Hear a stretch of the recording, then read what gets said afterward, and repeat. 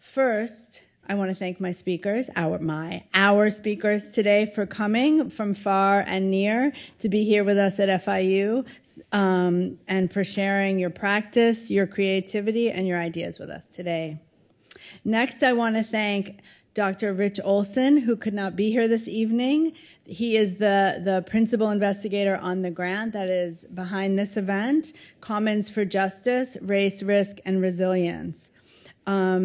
He is an incredible inspiration to me. I did not know him well before collaborating on this grant, and he is just terrific, and I just want to give a huge shout out to Rich. Thank you. I also want to thank his team, his well-oiled machine team. I am so impressed with all of you, with David, Carolyn, Liz, Marcy, and everyone that works at the Extreme Events Institute. You guys are amazing. Thank you. And of course, to the Wolfsonian FIU, and to Shoshana Resnikoff for her collaboration and generous and flexible spirit. So thank you. Thank you to the Mellon Foundation for your support and your endless generosity and creativity to FIU. So thanks, Mellon. And of course, thank you to Enrique Rosell, to whom I owe everything. You're clutch, always. Thank you, thank you, thank you. All right, and now to the formal introductions this evening. I'm going to start. I didn't even ask you, Morel, if it's Doucet or Doucet. You can pronounce it Doucet. Doucet, okay. Morel Doucet is a Miami-based multidisciplinary artist and arts educator that hails from Haiti. His work uses illustrations, ceramics, and prints to discuss the impact of climate gentrification, migration, and displacement affecting Black diasporic communities through a contemporary reconfiguration of the Black experience. His work catalogs a powerful record of environmental decay at the intersection of economic inequality, the commodification of industry, personal labor, and race. All such powerful themes that we're all very interested in. Thank you for being here, Morel. We also have tonight Roberto Lugo, who is an artist, activist, poet, and educator. As a potter, Lugo fuses traditional ceramic forms with contemporary cultural and political references, bringing social relevance to the decorative arts and engaging with issues around poverty, inequality, and racial injustice. Born and raised in Philadelphia, he began his career as a graffiti artist and attended the Kansas City Art Institute for his BFA and Penn State for his MFA. As I read their bios out loud, I just want to say, man, did we do a good job of picking the right artists for this project. So again, thank you. And finally, Shoshana Resnikoff is a curator at the Wolfsonian FIU, where she works with collections of art, decorative arts, and design. She recently co-curated A Universe of Things. Mickey Wolfson collects and also Deco Luxury to Mass Market, and is currently developing an exhibition and site-specific project with Roberto Lugo. How about that? Prior to coming to the Wolfsonian, Shoshana served as an assistant curator at the Peabody Essex Museum, where she contributed to the award-winning exhibitions T.C. Cannon at the Edge of America and Playtime. She has also held curatorial positions at the Terra Foundation for American Art and Cranbrook Art Museum. Shoshana holds an MA from the Winterthur, I can never say that, program in American Material Culture at the University of Delaware. Welcome, all three of you, and I can't wait to hear what you got. Thanks. Amen. All right, good evening, everyone. First of all, thank you so much for being here with me this afternoon. It's an absolute honor to be able to present my work, and I hope you enjoy the presentation I put together for you guys. So first off, I wanted to talk a little bit about my background. So I'm Haitian American. I was born in Haiti, and my family left Haiti in the early 90s. So essentially, we're immigrants, where my father was in prison back in Haiti. And so when the U.S. intervened with the political affairs back in Haiti, we got the ultimatum and the choice to either stay or to leave. And so my father, being a doctor back in Haiti, he wanted to kind of continue doing the line of work that he was doing. And so he wanted a better life for me and my siblings. And so we left Haiti literally within 24 hours. And as a young child, I knew things were happening, but I started to have an understanding of that through the landscape around me. So in the image is me and my two aunties. That's the last image of me taken when I was back in Haiti. And then the image on the other side is one of the first images in the US. And, as a little kid, I think when you go through something that very traumatic and fast, so I was always very quiet, really introverted. And it was kind of like later on, I started to kind of talk more and just trying to assimilate into American culture. So I've not been back to Haiti in about 15 years. And so even though a lot of my work references Haiti and the culture, I'm still working from the idea of the memory of what I imagine Haiti was. And I know that the climate has changed right now. So this is a little short video that kind of highlight the landscape and the beauty that I remember from my childhood.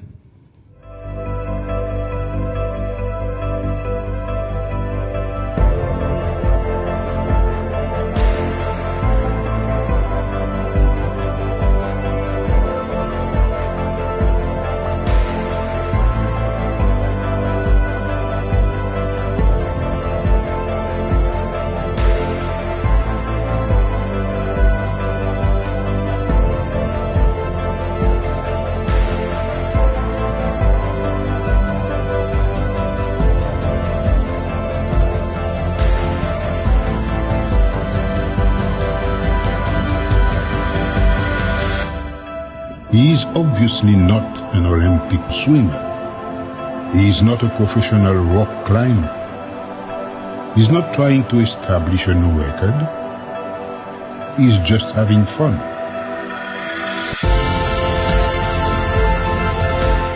The idea of the landscape has been instilled in me. I come from a family of historians and farmer. My grandfather, who's age 87, is still farming as I speak. And I remember as a child, I would want to go farming with him, but he would travel, for 4 to 5 hours, depending on where some of his crop were.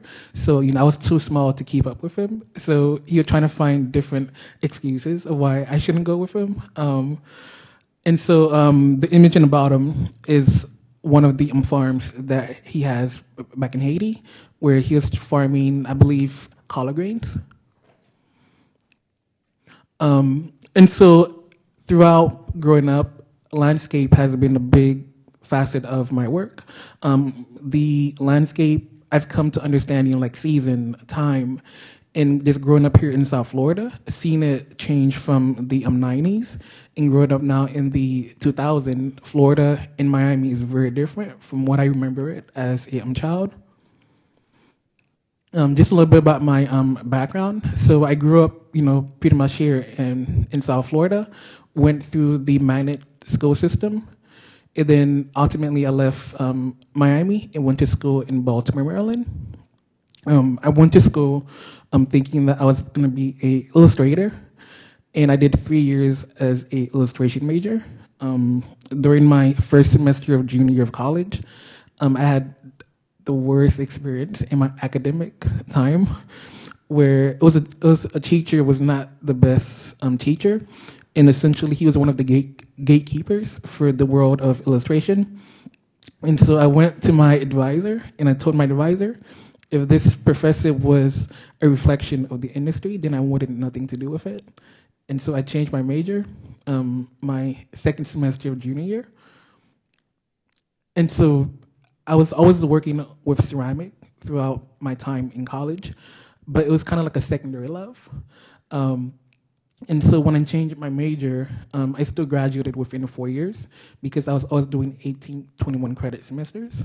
As a child of an immigrant, the idea of failure was kind of all over my body. So I just wanted to make sure that I took every class that was within the reach. So I took classes in, in ceramic, in design, in writing, just everything that the campus offered. I was in every class. And some of the work that I was making was referencing different cultures throughout our globe and ideas of the double consciousness. And so towards the end of my college years at MICA, a lot of the work were a hybrid of different people, different cultures, and referencing different life forms from the ocean, from the forest, from land. And I just had a really deep respect and admiration for the different cultures that was in tune with nature and the environment. And then I also was a teaching assistant in college, and it really spurred me in a different direction than what I originally imagined for myself. And so through being a teaching assistant in college, it led me down the path of museum education. So after I left Baltimore, I came back home to Miami, and then I joined the Perez Art Museum back in 2013. I was part of the original team that cut the ribbon, opened museum to the public. I remember during my first 2 months working, was working with a hard hat because the building wasn't technically done yet. So it was an interesting moment in my museum path. And then after 5 years at PAM, I left PAM and joined the education department at IC Miami, where I currently work as the school program coordinator. And so as an educator, I take a lot of my knowledge that I've learned throughout growing here in South Florida, and I instill it in my students. I work across the board from students in K through 12 and adults on the spectrum as well, or adults that are blind and visually impaired. And I feel like the work that I do as an artist really informs these kids. These kids, when I look at them, I see myself. Many of them don't speak English, or English is their second language. And so being able to take art as this catalyst and integrate it into their math, science, reading is just an incredible thing. And those are programs that I grew up here in the early 90s. And with funding and budget cuts, unfortunately, a lot of those programs were taken away. And so I used my resources at the museum to come into certain schools and to reintroduce these lessons that I grew up enjoying. This is one of my students. He's in middle school now and completely shut down in the classroom. And the first time coming to the museum, this was him in the gallery answering every single question that was going on.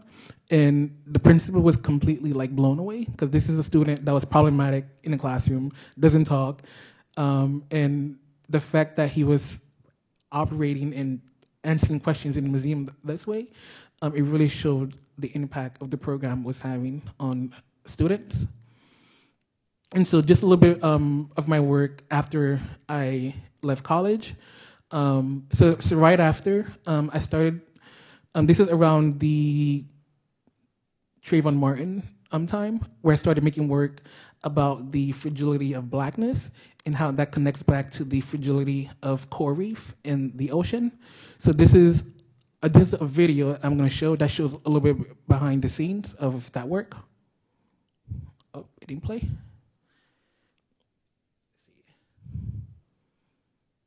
This is a video. I don't know if it's not playing.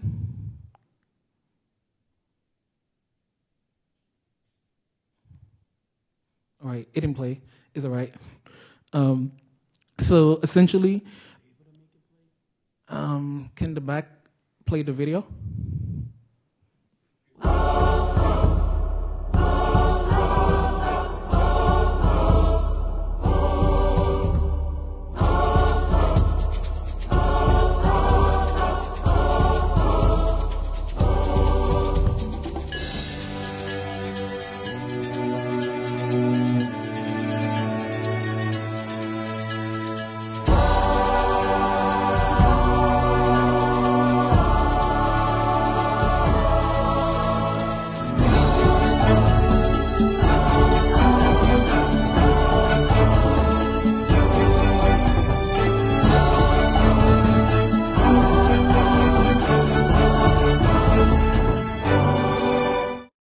I started working on coral reef and the bleaching that was happening with coral reef.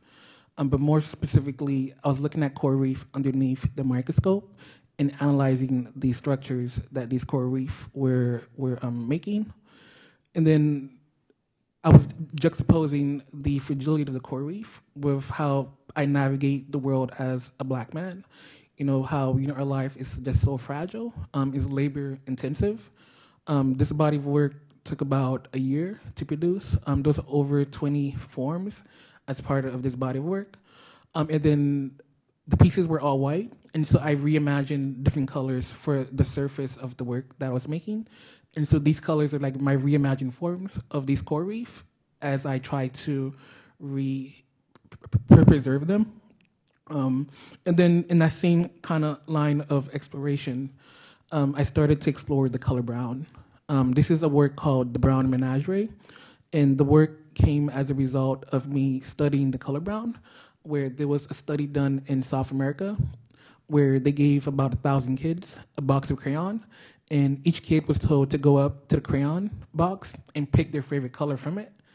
And after 1,000 kids, every color was taken out of the box of crayon except for the color brown. Even the color black was chosen and not the color brown. And so from that study, the scientists and the field researchers, they're trying to quantify, do we, in our human instinct, do we associate the color brown with like death, with decay, with something that is rotten? And how does that perceive in our society impact, and how we view different people that are brown and black as well? And then it goes into other nuances about class, race, and gender as well within the work. And then kind of in that same sphere, looking at the idea of melanin. So this piece here is, 3 different races, so black, kind of like white, and then pale. And so each of them represents different classes as well. So for example, on the brown figure, there's the dandelion that are part on the surface. So I was using that as a metaphor for this idea how Black communities are being displaced. So like the dandelion, if you blow on it, it kind of flows with the direction of the wind. And I felt like when it came to the geography of South Florida, these communities were also moving, kind of like with the direction of affordable housing. And so that's my reference to how the communities were being displaced. And then in that same kind of topic, I kind of started doing work again back on Haiti. So these are 2 pieces from 2 different years, one from 2015, and the other was commissioned for me at the end of 2021 in December. So the first piece, the teapot, was a piece that I wanted to reimagine what the idea of reparation would look like for the Haitian people if they went to the French and the French paid them back that $22.3 billion and in money, and how that completely, transformed the island. And then the recent piece, the upside down head that's broken, is paying homage to the president of Haiti that was recently killed of last year.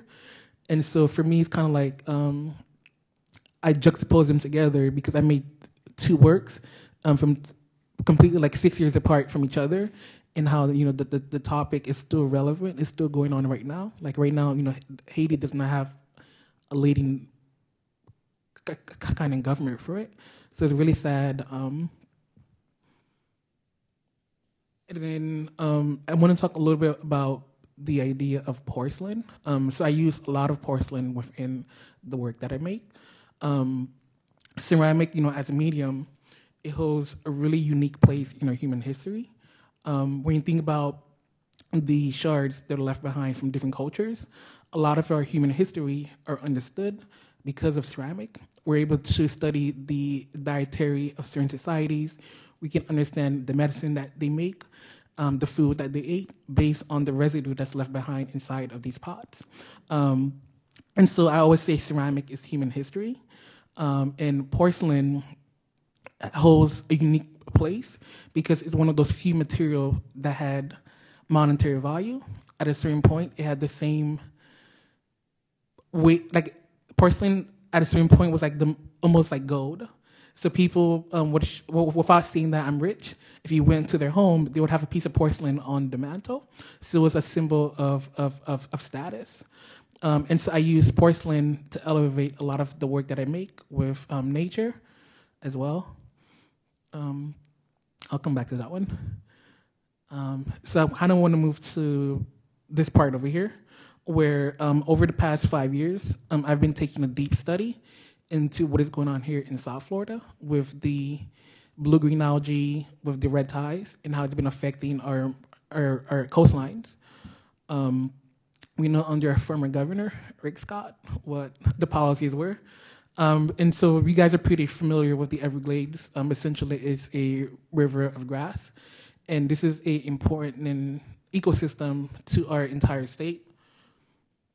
And so, because of man, we've disrupted the flow of the Everglades. It went from flowing from Lake Okeechobee down into the Keys to essentially we cut that entire stream from the bottom, made it flow in two directions. And so, 20 years later, we're realizing that, that was not a good idea. And so they're trying to restructure the flow of the Everglades to flow semi-normal to what it was before. We disrupt the flow. And so as a result of that, this is what we're getting, This project was really emotional because I would go early in the morning to different coastlines along the coast of Florida. It was taking pictures and just imagining not only the sight of this, but just imagine the olfactory, the smell, the smell to this of maggots on the floor, of decay. And our governor was saying it's fine to swim in the water, And so every morning, at 3, 4 o'clock in the morning, the crew would go to the beach. They would take the tractors, would clean the beaches.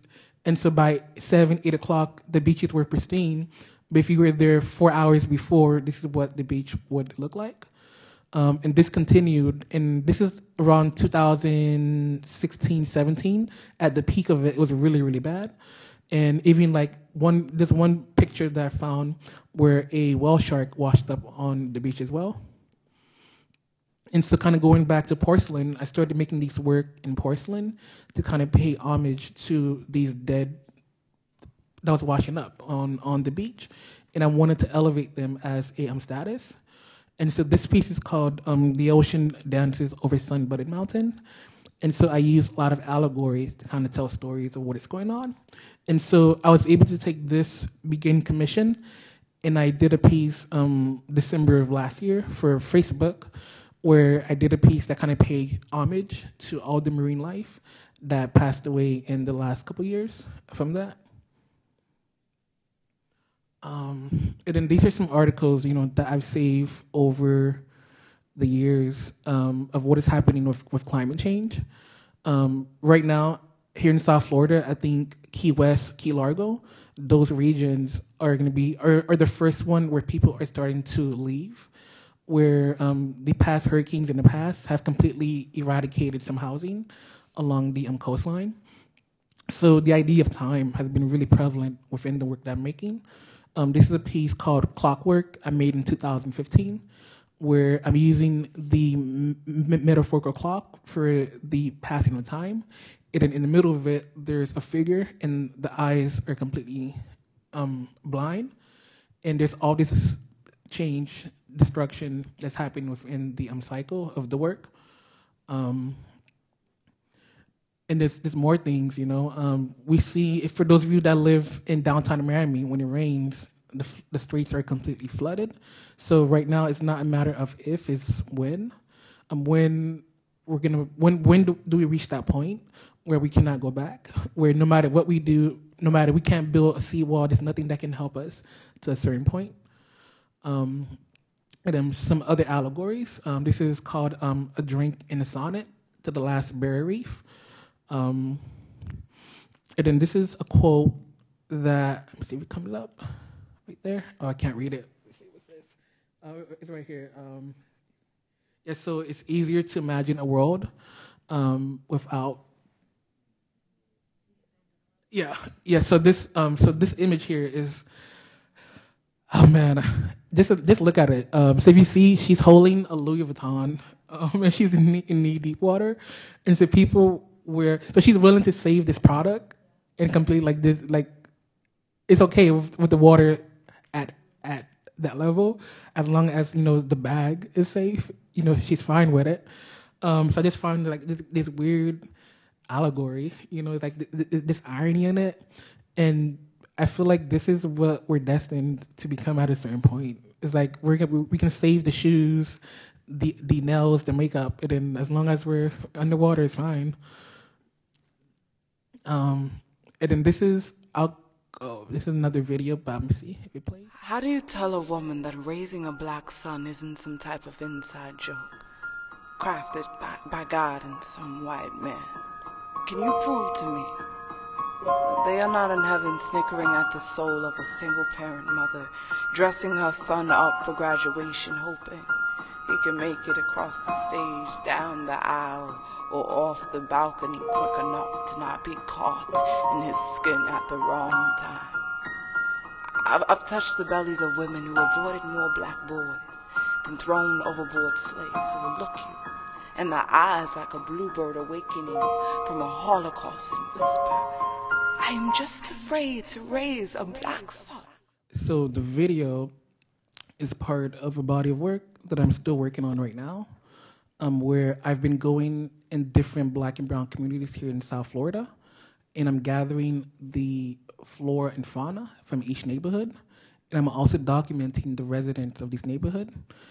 So over the past 5 years, I've documented the ecological change of these neighborhoods, and then they're preserved in these portraits of the residents. So this is from Overtown, Miami, to Brownsville, to Attapata. And my ultimate goal is to have over 300 portraits that would essentially map South Florida, but through these portraits that I'm making. And so these are just a small sample of those portraits. There's many more. If you go to my website, you can check them out. Some of these portraits have been acquired by public collection.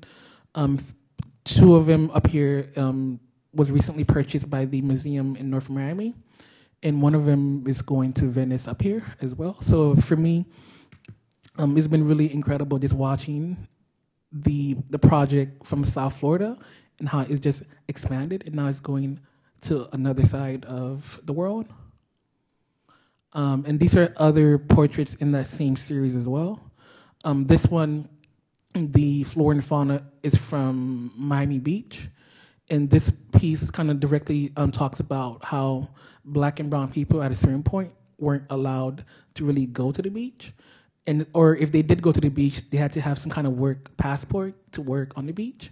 And so, the deeper we dig into our past, the more ideas of how land was used as a bridge to either unite or to separate people. This is another one, going back to the idea of the fence. So, a fence can be used to either confine to protect you, or it can be used to keep you out. And so this work is kind of speaking in that reference as well. And then a couple bullet points that I want to highlight. I'm going to move this around because I can't read it. All right. So as an artist, I would describe myself as a cultural historian. I make the work from love. When I started making the work I was making, I had no idea it would pick up any interest from anybody. But just with time, people just started becoming fascinated with the work I was making. I like to see myself challenging the status quo and to use my work as a point of conversation for different people, different generation. And then also, my artist model is create to serve, create to experience, and create to dream. All right, so I'll leave it there, then I'll go back to the slides when me and Lugo speak. Right. Let's hear from Morel. Well, it's a real honor to be able to share this stage with you. And I think one of the really incredible things about being part of ceramics specifically is I mean it's bad and it's good, which is it can be quite incestuous, meaning like everyone knows everyone, but then also wherever you go, you know someone, and you know, then that community gets smaller and smaller and smaller when we talk about other artists working in clay that are artists of color. And Morel and I met maybe some 10 years ago in Deer Isle, Maine, which is in the middle of nowhere. And, Haystack Mountain School of Crafts. Shout out to Haystack. But what was, you know, really interesting is something happened there that, you know, often happens, which is, you know, you find yourself in predominantly white spaces, and then you see one other person of color, you're like, who that? You know, we just accidentally sit next to them during lunch and see what happens. So I'm from Philly, and right now I live in a suburb of Philly. And one of the reasons why I talk a little bit about where I'm from is because it's so relevant to what it is that I do today. And, you know, for lack of a better word, there's this just sheer juxtaposition that seems to follow me in just existing within the art world and making work in the platform that I have. And so I love these images because I winded up living in several different houses, probably anywhere between 8 to 12 different houses growing up. But this one house that maybe is to your left, what I think is interesting about it is, you know, when you talk about these, I don't think there's a metaphor that you use. What was the word you used for it? It's symbolic of something else. Oh, the allegory? Allegory. Yeah. The fact that these stairs go up to nothing, I think it's an allegory.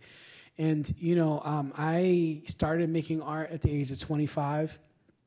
And I'd never taken an art class before that. And predominantly my art took place in the streets of Philadelphia. I used to do graffiti. And that's one of the things I think is really interesting is I think that in every culture, in every group of people, there's people that are inherently prone to want to make art and express themselves in a certain way. The problem is that there's a lot of parts of society where people are not given the opportunity to do that. And so where do those people turn? And so for me, I didn't have art painting classes, but I did graffiti. I didn't have art history classes, but Philly has this great mural program, which was really my first experience looking at art. For me, art early was the graffiti I grew up doing and the murals. And the murals in Philadelphia, thank God, are predominantly of people of color, painted by people of color. And that program came out of graffiti.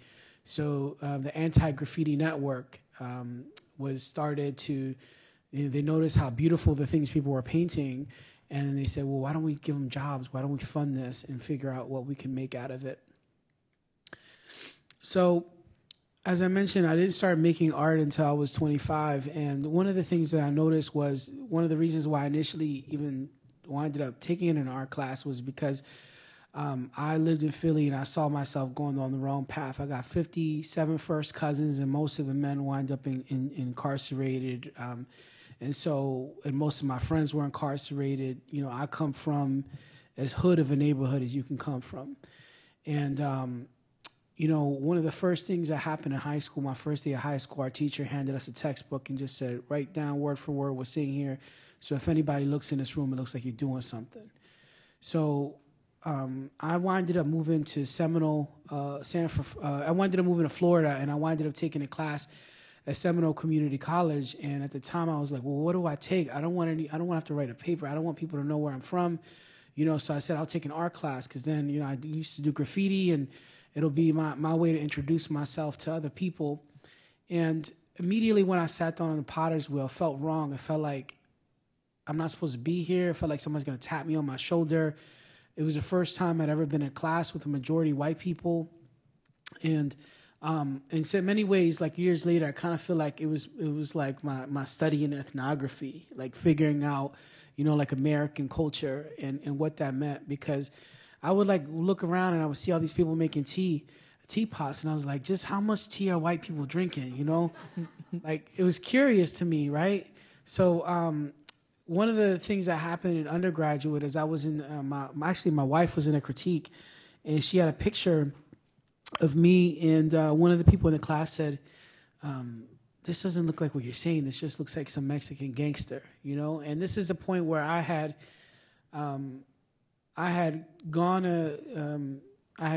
lifted myself up, figured out something to go to school for. I went to Chicago Art Institute, wound up getting broke, coming back.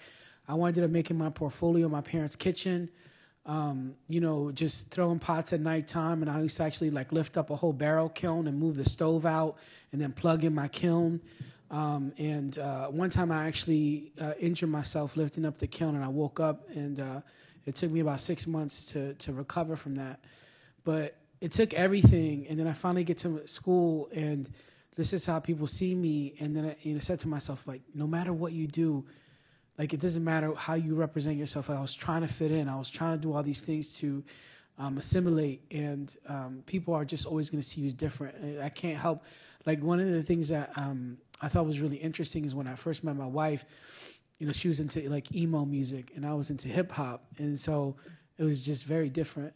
And one time it came up like my accent, and I was like, yeah, like I was like, good thing I don't have an accent. She's like, you have an accent. And it's just like these things that you just can't, even if you tried, you couldn't get rid of, you know. And I was walking through the library at school, and I saw this book. I was really frustrated with my experience, much like Morel. And I saw this book, and there's something that happens where when you come from a certain place, you look at things from a different perspective. Like when I looked at this thing, I looked at it and I said, this thing looks expensive. Like I wouldn't want to break it, right? And then I thought to myself, well, what would have happened if I took this thing that looked expensive, and not only do I have the autonomy to make it, but then I get to choose who goes inside of it.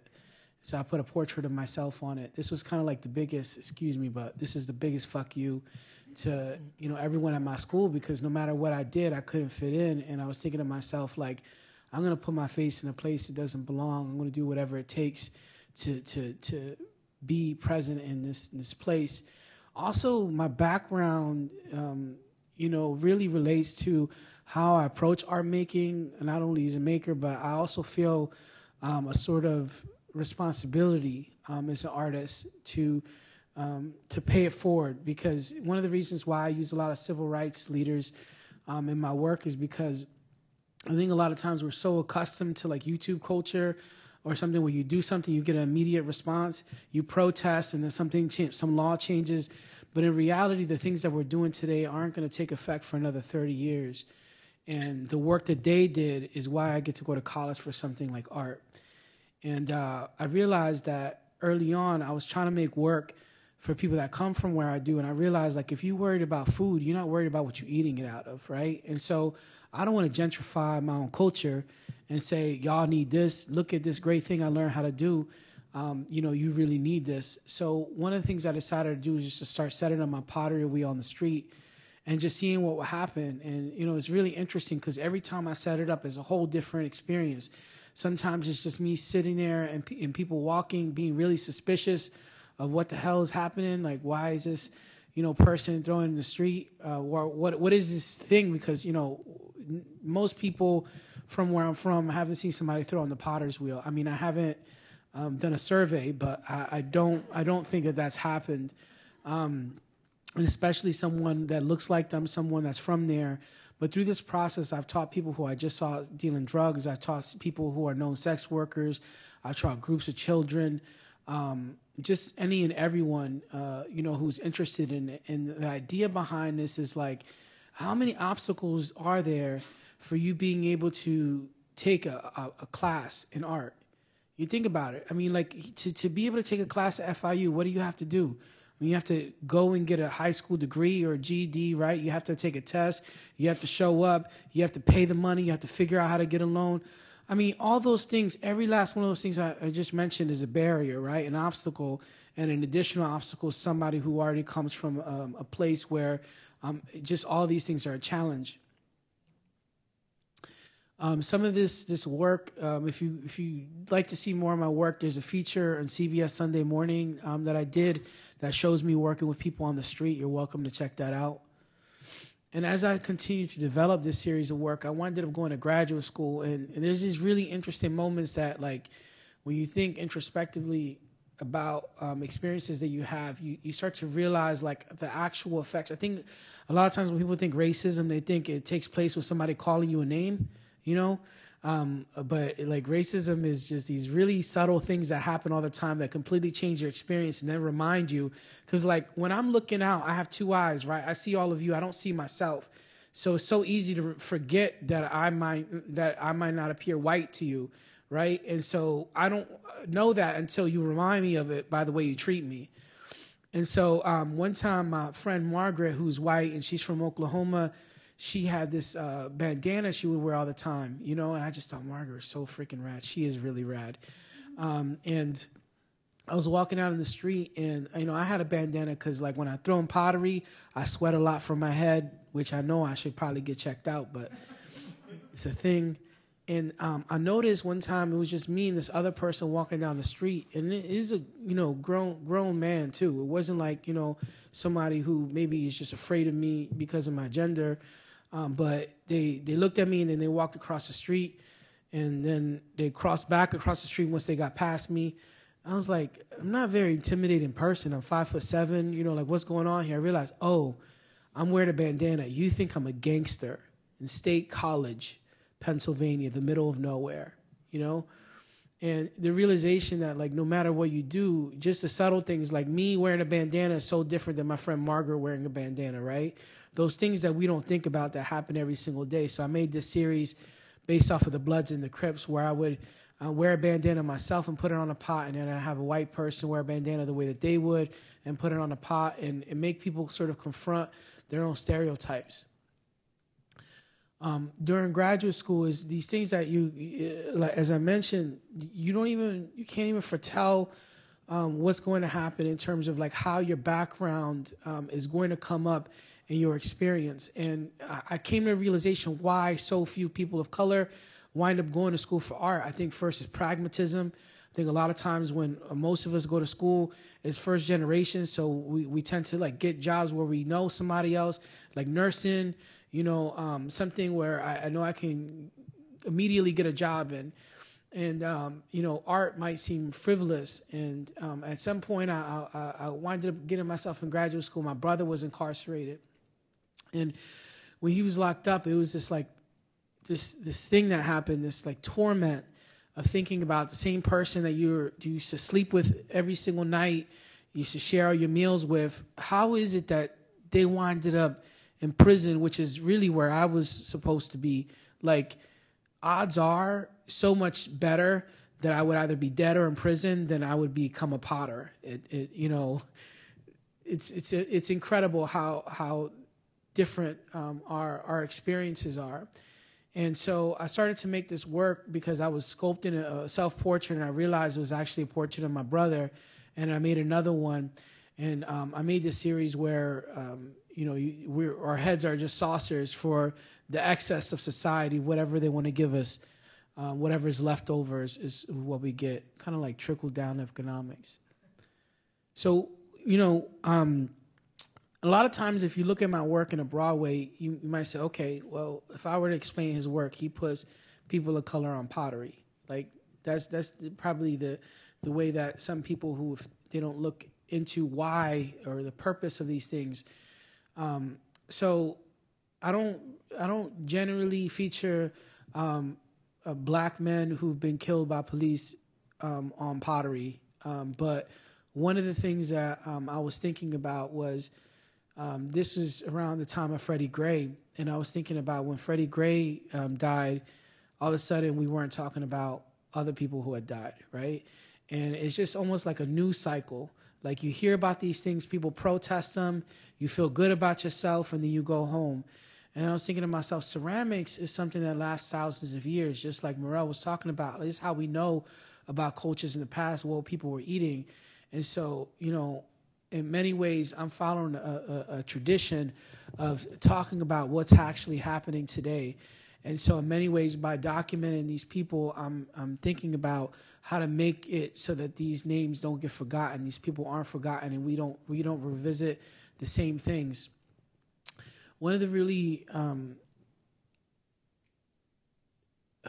difficult things about drawing Mike Brown was one time, this happens to a lot of artists where it's like 2 or 3 o'clock in the morning, you're working, and you realize that you've been working, or you don't remember working. And I looked at it and I was like, damn it, I just did another self-portrait of myself, like without thinking, because at that point I could draw myself without thinking.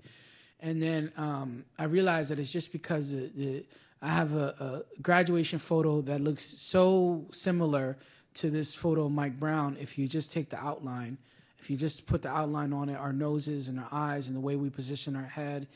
And, it made me realize all these moments because, one of the first things that his mom said when she saw him dead was, do you know how hard it is to get a black man through high school? And I don't think that makes sense to a lot of people unless like you understand what it actually takes to get a young man of color through the point. So as I mentioned, my school experience was terrible. So I did everything I could. I had some traumatic experiences in my first year of high school, and I applied to leave and transfer to other high schools, and I didn't get anywhere. And I was really close to quitting because in my family, you only have to finish middle school as a man. Like, that's it. You're supposed to go out and work. And I had a job, too. I worked at a factory after school. And my mom, she went to school and found out, to find out why is it that I hadn't gotten anywhere. She went to the school district, and then she wanted to find a woman who was a Latino representative of the school district. And she went into the office and did an audit and found out that they never sent any of my applications to any other school. And it was like I was probably the only kid in the entire school to actually like apply myself to try to get out. And that didn't happen. And I'm just thinking about like the dozens of times that my mom had to do something like that for me to get from one grade to another. Like, I see somebody get stabbed. I'm scared to death. I want to quit school. She transferred me to another school, transferred me to another. I went to 12 different schools, K through 12. That's how hard it is to get a black man through high school. Like, people don't realize it takes work. My work, it really is influenced by a lot of different cultures because of the fact that, think about what patterns represent the Philly, what patterns represent the hood, right? Like, it's not like you think about blue and white Chinese porcelain or Delft, or you think about Chinese, you think about, like the different patterns that I'm representing here. So I started to think about that. And so a lot of my work is influenced by taking from all these cultures that in many ways have taken from me and my culture, and utilizing those and synthesizing those in really interesting ways. So, for example, in this particular pot, you might see an infinity pattern on the left-hand side that's actually a shape that's borrowed from Chinese pottery, but done in a kente cloth colors. And then the graffiti that I grew up doing is what's used to ornament the spout in the very bottom of the pot. So here's one of the questions that I often try to communicate to people, because really what I'm trying to do with my pottery is communicate the beauty of diversity. And that's just like used so much today that it's become a platitude that people don't quite understand why it's important. So let me ask the group of people here, raise your hands. How many of you have ever gotten a fruit salad and it had way too much cantaloupe? Right? There's a lot of melon and cantaloupe-ass fruit salads out there, right? It's true. There's a lot, and you're disappointed. And one of the things I noticed is one time we got one and it had a kiwi on top. And me and my friend, I used to get a fruit salad. We used to fight over the kiwi. And then we started fighting over what fruit touched the kiwi, And the reality is like diversity is not something that's good for people of color. Diversity is something that's most beneficial to white people.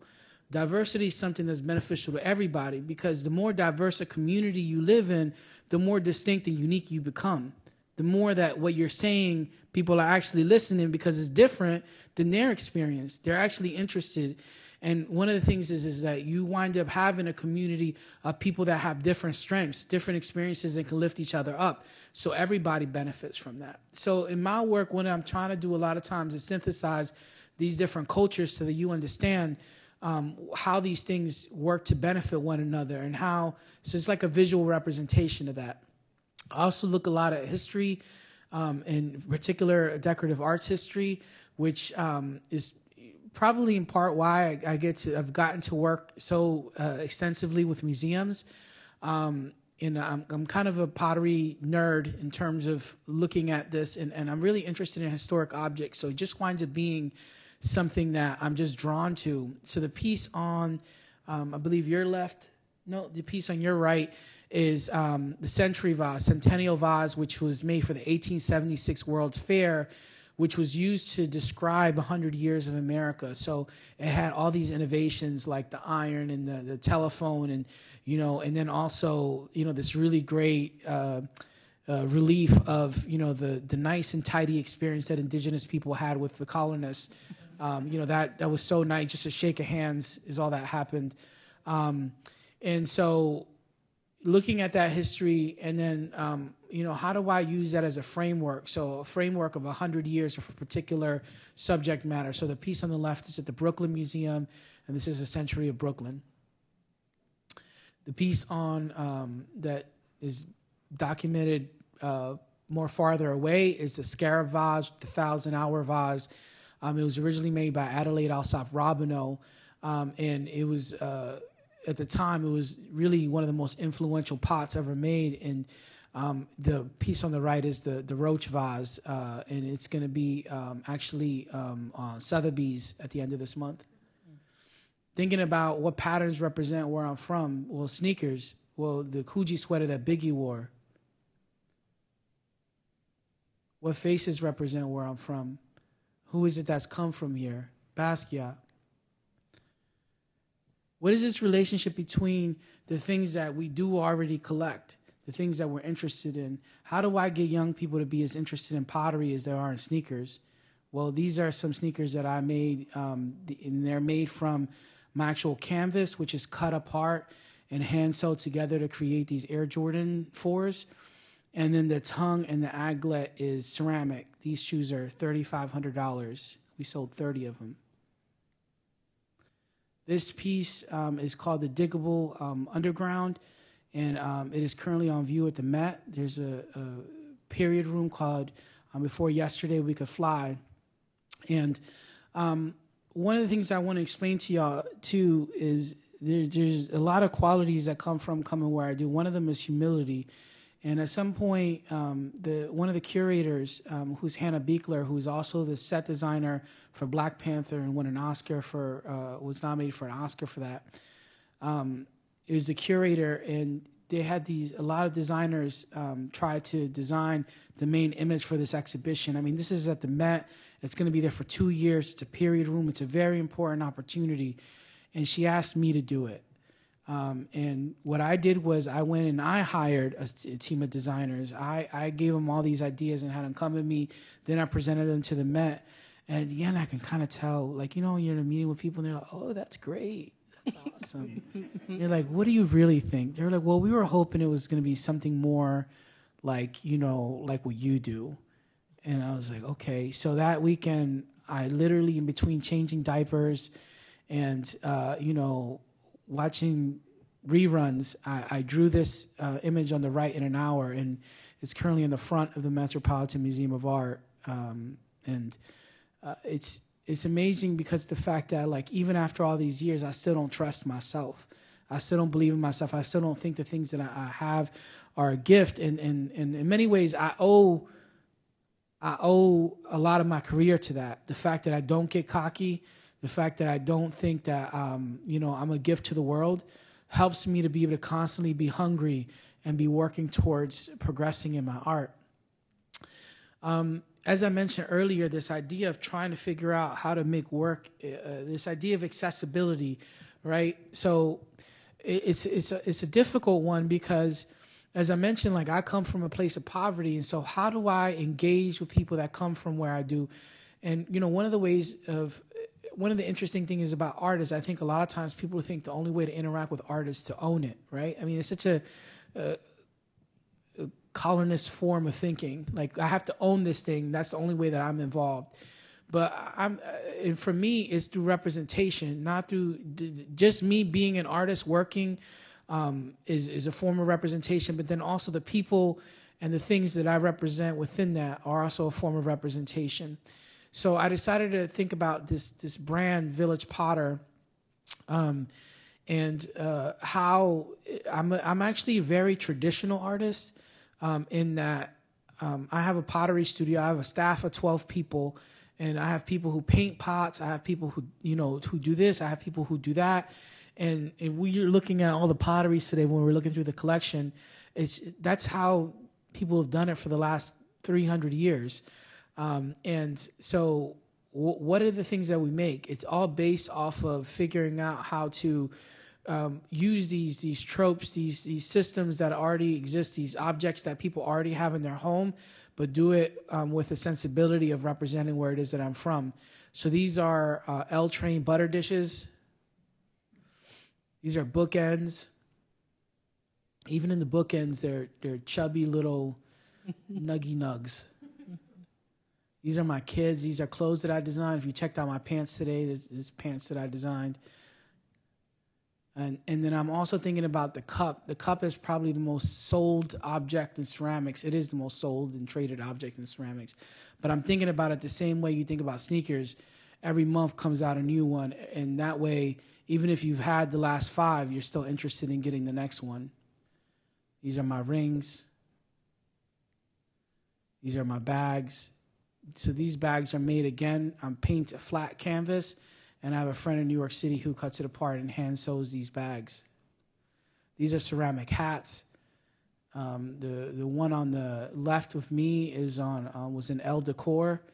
And then the one on the right is one that I custom made for my father, which has the village he grew up in, the farm he grew up in, completely surrounded. And these are both made out of clay and are wearable. I just want to quickly talk about this exhibition, which I was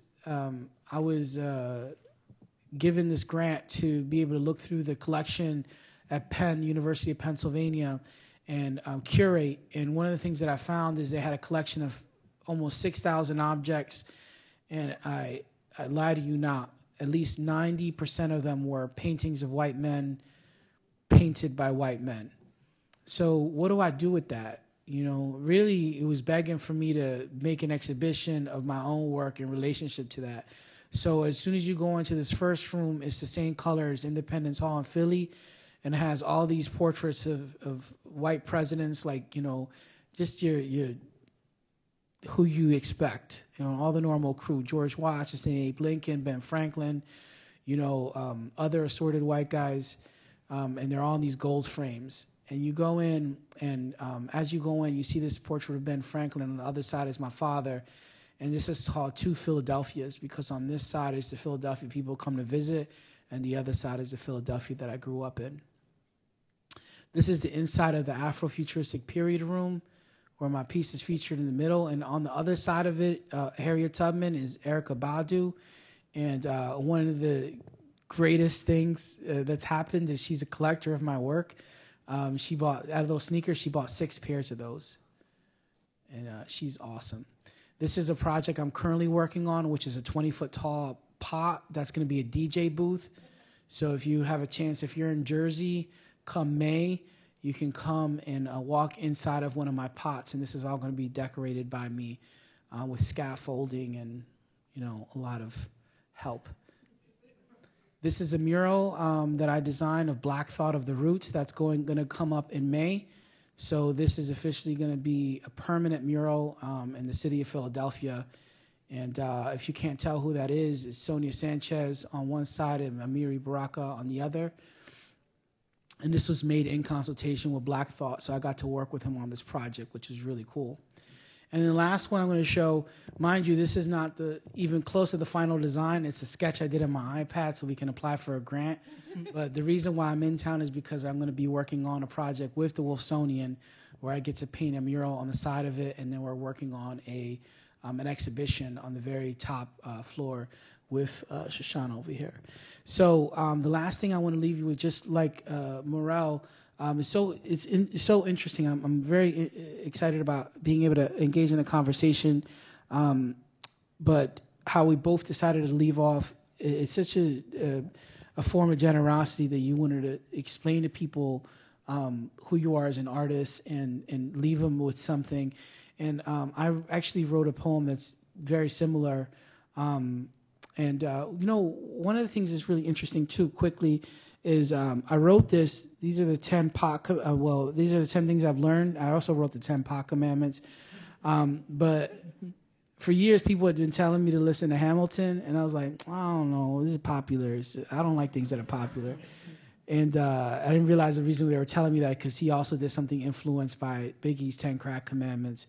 It's the 10 dual commandments. But anyway, number 10, watch how you make your ends. You see cash can buy Benz, but it can't buy friends. And 9, look, keep your ambition in line. If you always looking forward, you can't buy back time. And 8, man, you might have to see some hate. A lot of shit that you make, nobody relates. And 7, look, watch out for dudes named Kevin. They come in different names, offer you big fame. If you trust in the wrong people, that brings you big pain. And 6, man, you might have to take some licks, but there's a limit to that, son. Don't take no shit. And 5, nobody's more important than your wife. Ignoring loved ones brings you big strife. And 4, look, this rule you can't ignore. Believe in yourself, man. It is some sure. And 3, man, this rule has got to be key. Being bitter is expensive. Being kind is free. And 2, just forget everything you knew. All you know it all is you learn nothing new. You see people going to try to rank you. Believe this, my friend. It don't matter how long it takes for you to get to the end. If you keep scoring a 1, eventually the world's going to see you a 10. The end.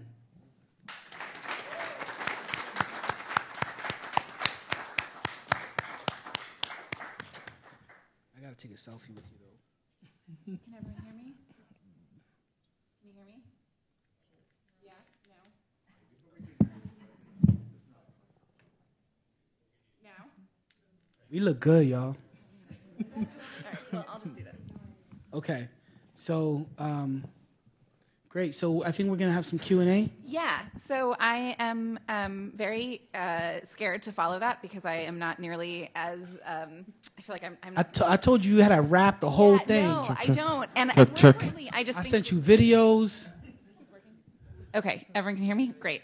No, it's more that both of you just speak so beautifully about your work. And I had all of these like very carefully written questions, even from our conversation earlier today. And then I have all of these very scribbly notes just from hearing you talk now. So we're gonna find our way through this. Thank you both so much for sharing your work and for sharing your practice and the way that you engage with ideas of community and place and history. I think that that's completely in line with the Commons for Justice grant, which is considering all of that, especially in the lens of climate change. But I wanted to start first. Well, actually, I wanted to start if you guys have questions for each other now that you've had a chance to. I got a question. So what if money wasn't out, if you got the biggest grant that's ever been given, if Morel could do anything you wanted to do in art, what would it be? Oh man.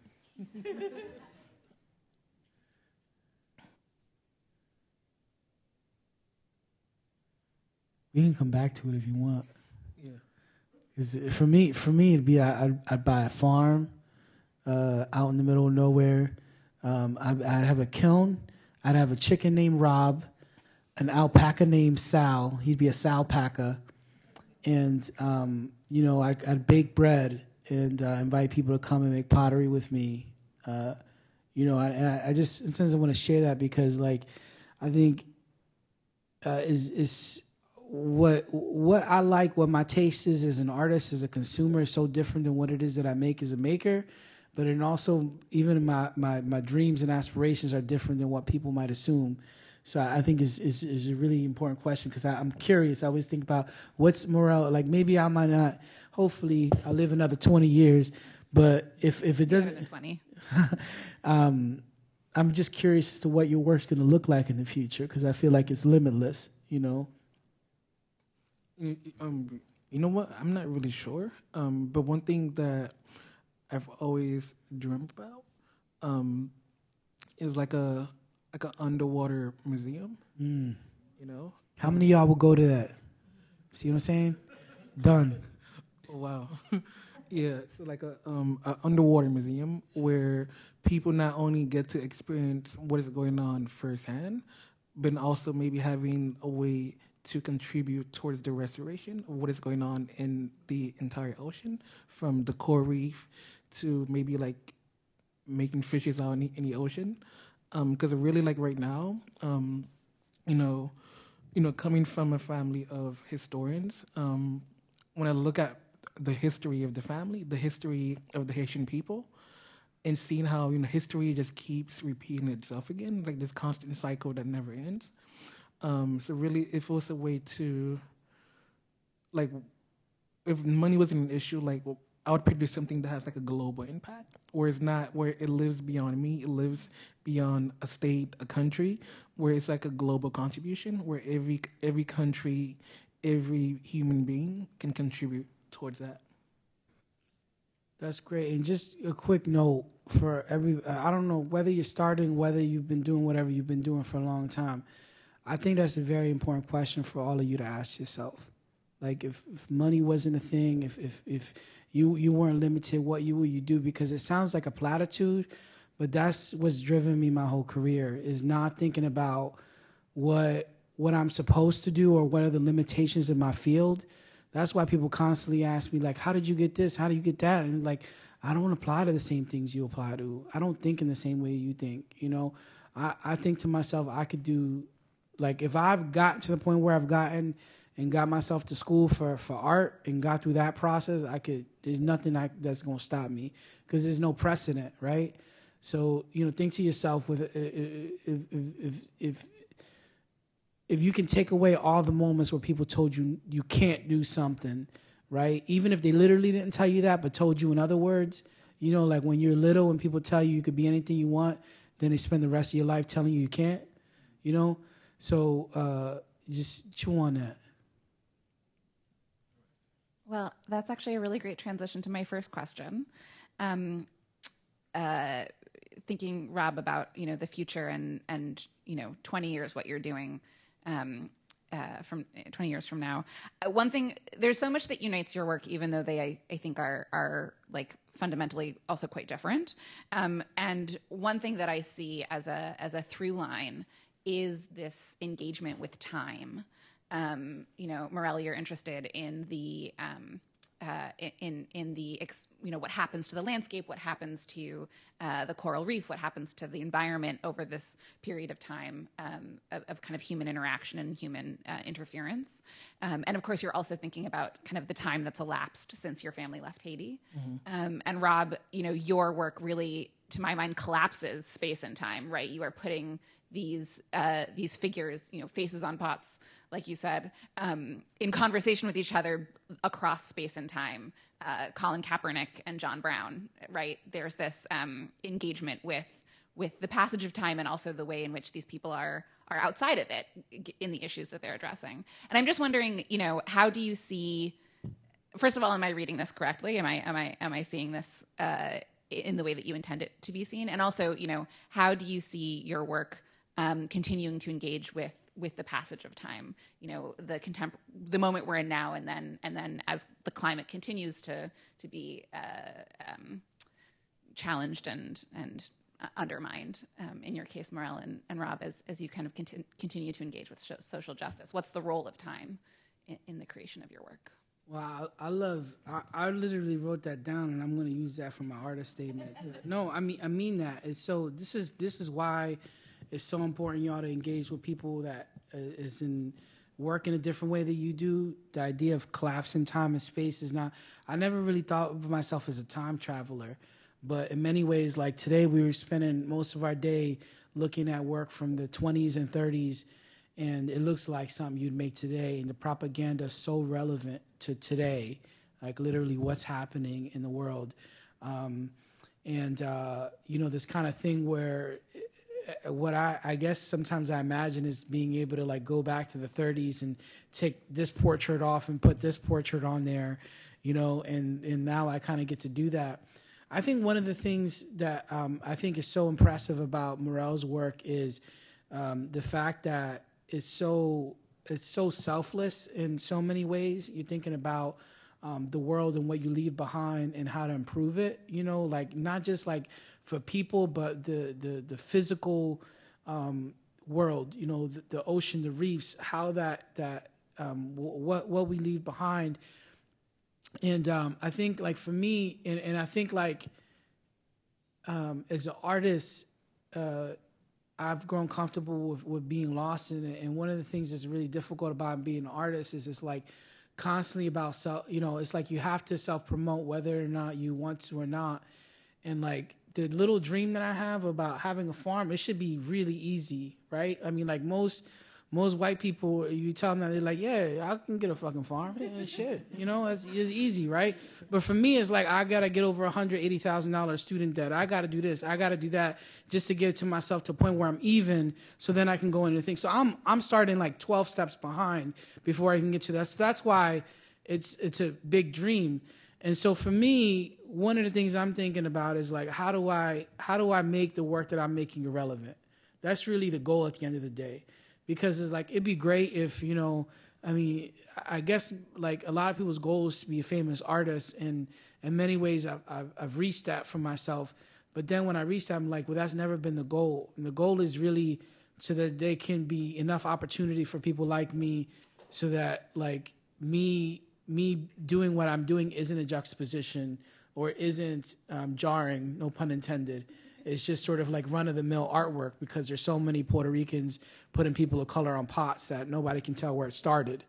And that's really the point. And that's one of the things I think about with what you're doing. It's like it's really timeless in many ways. For me, I'll just add that, because I come from a family of a lot of historians. I have 15 historians in the family. And so one of my uncles told me that, your job is to disseminate, educate, and change. And he told me this, back when I was like 12, and I had no idea, like, what that meant. And so I think, like, 20 years later, for me to finally realizing, like, what that is actually meaning, and how the opportunities that I've gotten over the past couple of years is manifesting themselves into these things. It's a really just incredible thing for me. I love that sort of that weight of expectation for a 12-year-old. That's a lot. Morel, you talked about not having been back to Haiti for 15 years, and of course having left at such a young age. And the three of us were talking earlier today about this term that I shared, which is, I apologize to any Welsh speakers. I'm about to butcher your beautiful language, which has so many consonants. It's heraeth, is I think how it's pronounced, and it's a word. It's not translatable. There's no single word translation, but the basic definition of it is a sense of homesickness for a home you've never been to or a home you've lost. Homesickness for a place you can't return to. And I'm wondering if you can speak to how that plays into your work. And also, just to make this a double question, do you think that there will be a time that the people who live here experience a sense of heraeth in South Florida as we kind of lose the climate and lose the environment that we live in? Right. It's a really great question. So my mother is one of 11 kids. And each of my uncles and aunties have about 3 kids. So I literally have about 60 cousins. I'm not even exaggerating. And so for me, when I think about Haiti, I strongly believe, like, Haiti as a country can have this sense of salvation where the West cannot save Haiti. Like, Haiti has to save itself. And what does that look like? For me, I think you have to dismantle the entire government and start from scratch. Right now, the gangs are controlling the streets. The government are not trusted. The people don't trust what is going on. And so, as a immigrant, as a first generation in a country, it's like you want to pour resources back to Haiti, but then who is to receive these resources, and how are they going to allocate them? And so until there's an infrastructure in place in order to properly receive the resources, then change cannot happen. When I think about, these organizations like the Red Cross, like these sheeps in wolf kind of clothing, you know? Like Haiti got $6 billion and only 6/10, like 6 houses were built from that money, you know? And so, there's people that are on the ground that are trying to foster that change to happen. But in order for it to properly come in effect, it needs the proper government. And I think this next 3 years is going to really determine the direction that Haiti goes into. And then for your second question, I strongly believe, like right now, all of us in South Florida, within the next 20 years, like Miami is overpopulated right now. It took me about an hour and 20 minutes to drive down here because I was telling Rob while we were in the car that all I do is talk about traffic now. Yeah,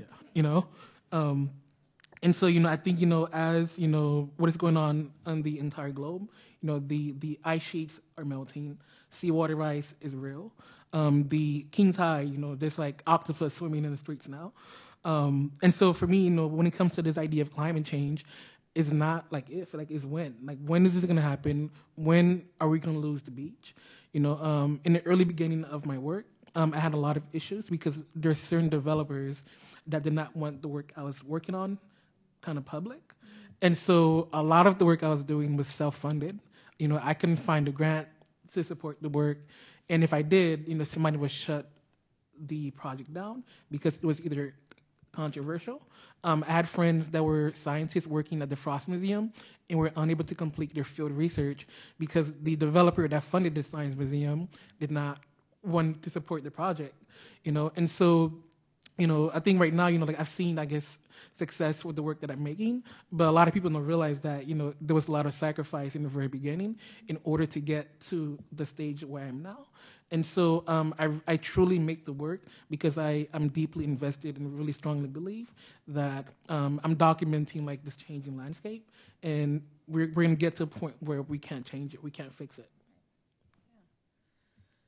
I am thinking about the fact that you both work in ceramics, right? This both incredibly durable and incredibly fragile material, that it is paradoxical in that way, and in the way that I think it kind of speaks to. It's a really great medium for your work, Rob, because you are looking at sort of the strength of communities and the strength of individuals, but also, like you said, the fragility as well. How hard it is to get a Black man through high school. That delicate balance of strength and fragility, and similarly Morel with kind of similar examinations. But you also both work in other media as well, and I'm interested in, from both of you, sort of how you decide what media is right for what project, and how kind of media and message interact in your practices. Sure. Well, I just quickly want to answer the previous question too about what was the word you used? Hiraeth. Again, unclear if I'm pronouncing it. You gotta send me that, because I've been experiencing a lot of Hiraeth. And that's the reason why I'm thinking about, because both my parents come from farms, and like Morel, my dad's side of the family has 11 kids, and my mom's side of the family has 9, and so a lot of uncles. All my life I've been hearing about so many stories of Puerto Rico, and I think it's kind of like maybe there's a grass is greener moment, but I think also I feel unhealthy being so constricted by a city. And it almost feels like there's something inherent in me that needs space, that needs to grow food, that needs to see where my food comes from, that has been absent, and that feels like part of what's unhealthy about me. So I think that's a really real thing. Generationally, I think that is handed down. In terms of materials, I really just really think about how my artwork functions.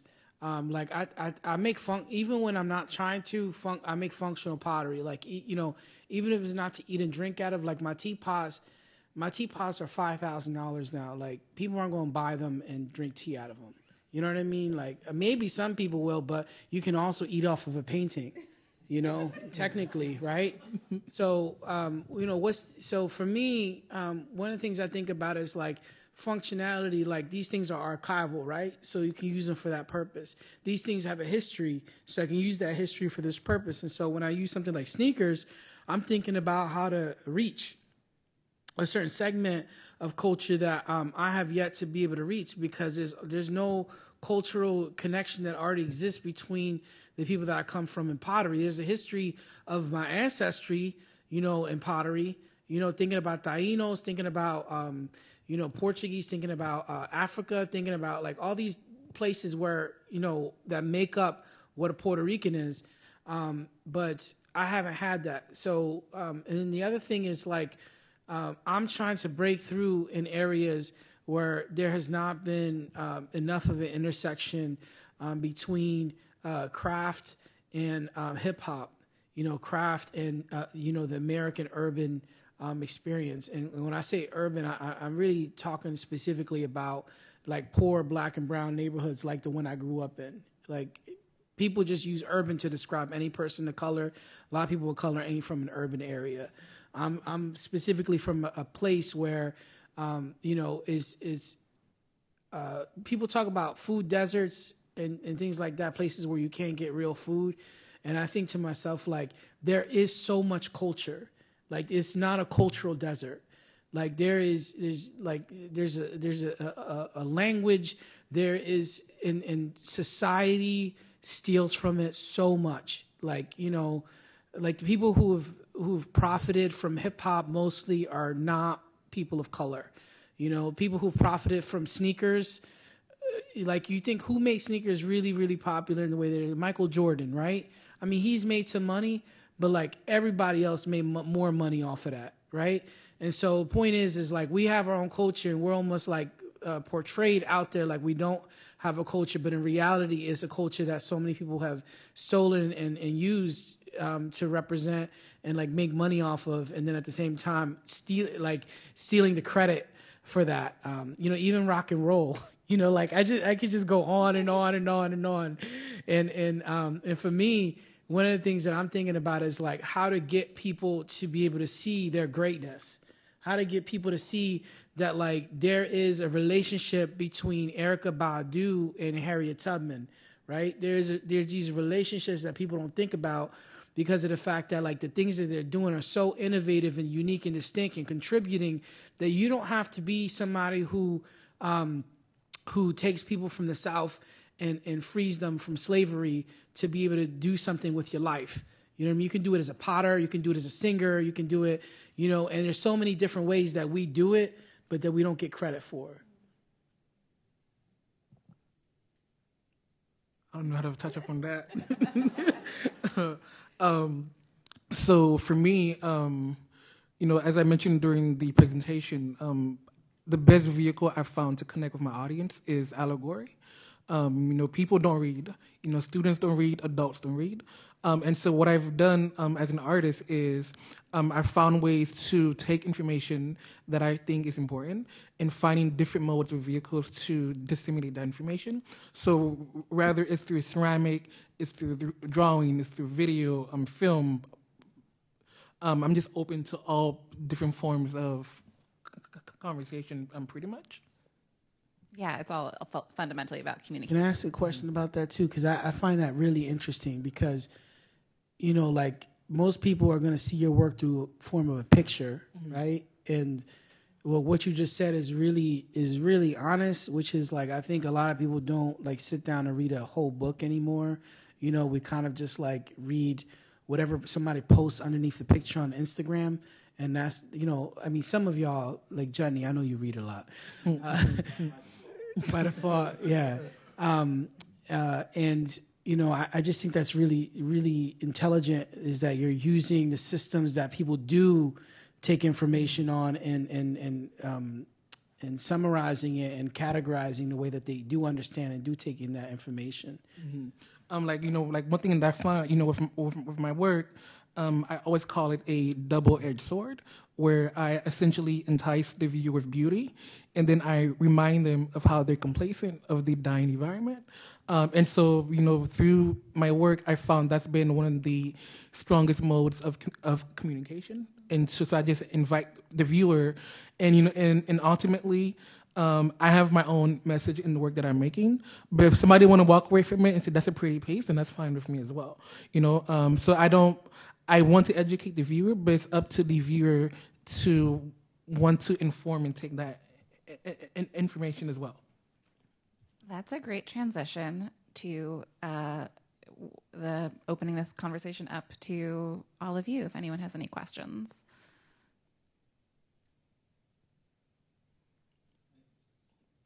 I get nervous for the environment in the sense that we're all just going to let it, no one's going to be conscientious, we're just going to go right down the path and whatever, who knows. Mm-hmm. Do you try to use some of your work to raise that consciousness of people you think that, like we were talking about the allegory, Mm-hmm. that can be spiritually good to a lot of different places that way, but I'm just curious if you figure the same thing, that we're not going to be able to get a handle on it. Yeah, so the question was, thank you, Rebecca. The question was, given the concern that people are just going to kind of let climate change continue apace and not see themselves as sort of conscious agents, Morel, do you see your work as like a call to arms? Given, Michael, am I translating this correctly? Given that that you can take allegory in so many different directions. Mm-hmm. Absolutely. Like the recent work that I'm working on right now, the title is called Water Grieves in the 6 Shades of Death, which is another allegory that I'm working on. So I'm looking at the idea of water, how it's been here since the formation of the universe. And so like right now, as a global connect, sorry, I'm trying to rephrase this again. It's new work. So I'm looking at the 6 stages of water and how we're entering like the 7 stages right now. And so when I go into different rooms, oftentimes I'm the only Black person in the room. And so the work that I've been making recently is specifically for communities of color, because they don't have the agency to be in these rooms. And oftentimes not because they don't care. It's because when it comes to the urgency, it's about putting food on a table. It's about picking up their kids. It's about how I'm going to go to work to provide for my kids. And so the work that I'm doing now is for that community. So when I'm on site, I'm gathering plants, I'm talking to people in these neighborhoods. They don't know, and it's not their fault. You can't be angry at somebody if they don't know anything or if they're not aware of these issues, which is why, again, by thinking about different mediums to present the work, that's the best that I can do, And so if a museum, an institution are interested in the work and they want to use their platform, which is larger, to disseminate the information, then I applaud that and I'm ready to do the work if they want to work with me. But my part is just, speaking to how I'm speaking to you now. And by giving you that information, and hopefully you can take the information and give it to other people as well. So yeah. I really like that because it reminds me a little bit about with complacency. For example, I think just to use an example, I think like Black Lives Matter, like how people were so opposed to Colin Kaepernick kneeling, right? And like kicking him out, not giving him another job, but then acting like, but then, all of a sudden you see the protests, right? But then you see LeBron James wearing a T-shirt that's talking about it. You see so-and-so wearing a T-shirt. Everywhere you go, the conversation is about this, and you cannot escape it, So it's like information dissemination like really does change things, because then all of a sudden they're hiring people to come in and talk about it, right? These same places that used to push people away. And so I think it's so important to attack all these subjects in different ways because, like you said, our priority systems are so different, but they're also set up to like keep us in line, right? To keep people from us like protesting things like, ecological issues and, so I really think it's smart. And that's one of the reasons why artists are so important, is because we think about how to do things in a way that other people wouldn't, right? We're not limited by restrictions of like having to do this and that in a certain way. So like like the allegory is so important because it's like theory and theoretical, but then also there's a practicality to it and a physical quality of like you're manifesting things that exist to communicate this information in addition to scientists, in addition to the news. But like, you know, I think one of the things that I feel like is really important about being an artist is words have a tendency to separate people, right? So like when I say certain key phrases in this room, like let's say we had half conservative people and half liberal people in here.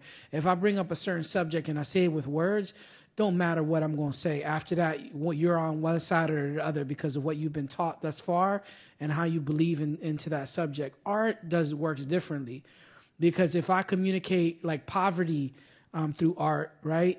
You're not thinking to yourself, oh, how does this relate to the political issues of today? You're just thinking to yourself about the experience of an impoverished person, right? And so I think, like, for example, with art, with what Morel's doing, it becomes less politicized because it's more about like this is the facts, you know. And it's like science gets to the mind of things, and I think art gets to the heart of things, and they're very important. Well, and it's facts woven in with narrative, which is always more compelling to people than just straight facts, right? Mm-hmm. That people don't change their minds when they hear data; they change their minds when they hear stories. And all you need to do is a fact today is just like be like facts, you know, like you know what I mean? Like Martin's the greatest show of all time, facts. And you're like, I don't know about that. Enrique, I saw that you had a question.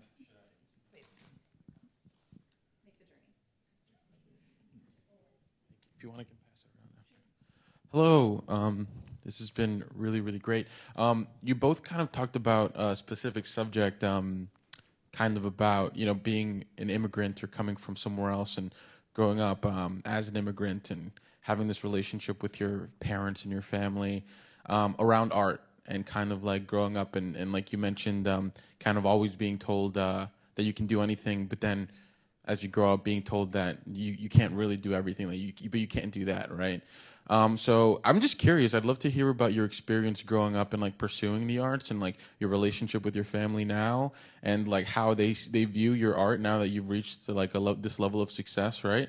And also like how that comes into play. I know you both spoke about kind of like how that comes into play in your work a little bit, but what is that immigrant experience and like that experience of growing up and becoming an artist, like despite of, how does that come into play in your work?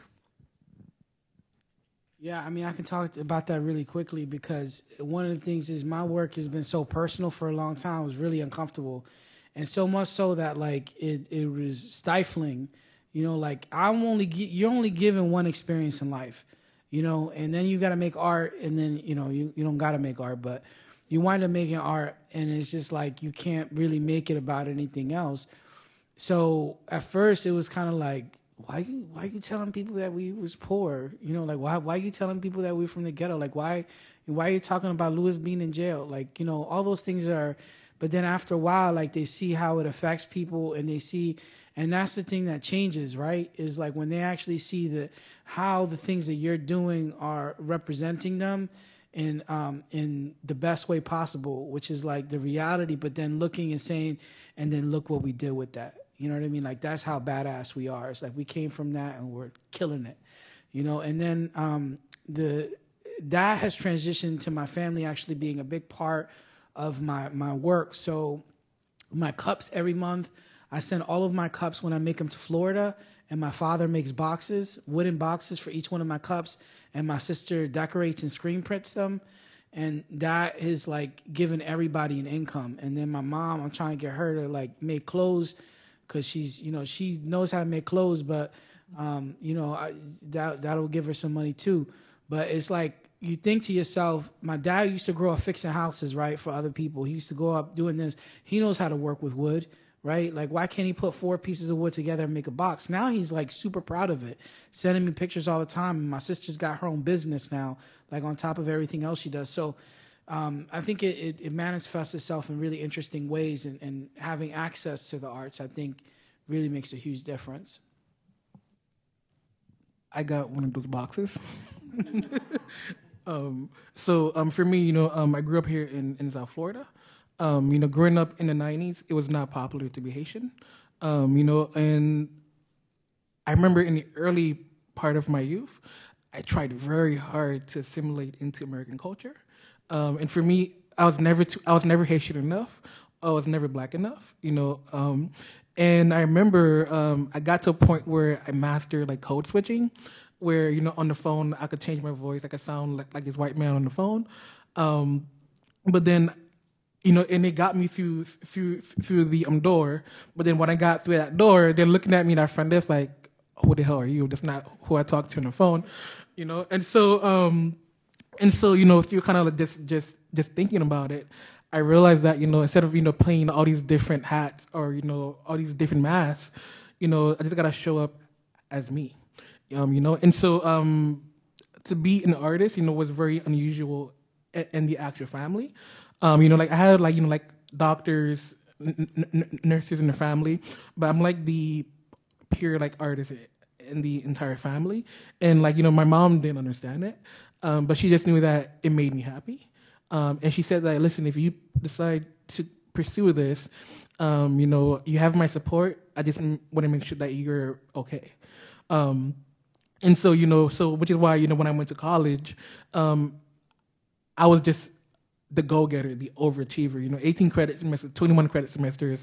I was like, this school is paying for my education, so I'm gonna rack up that check, like make sure that I take every single class that was made available to me. And I also told myself that I wanted to go into the room where I may not know the entire project, but at least I knew the beginning or ending of each of these projects, each of these medium. And so through time, I've essentially become, like this jack of different mediums. Like even like in college, I took a class in animation, and I don't use it, but I know how to do animation. And just part of the immigrant experience is, I think, if you're given the opportunity, then you're thankful you want to use that. And so now in this season, where I've been able to make work. And my mom come to the studio sometimes. She's helped me, cast, helped me work on different teapots. So in a similar situation to him, the family is just involved in the entire process. Just seeing from one project to the next as well. That's beautiful. Thank you. Anyway, yeah. This is probably going to be the last question, right? Yeah. Just quickly, thank y'all all so much for being here, because as you can tell, it's so easy not to be somewhere. There's this really great John Mulaney quote, the fact that you would do anything is a miracle. So I appreciate y'all, your time and your support, and thank you. Alrighty, well I think this is a great last question. It is brought to you by someone who wasn't able to make it today, Dr. Valerie Patterson. She asked, how might resilience be reflected, identified, found via the artistic lens?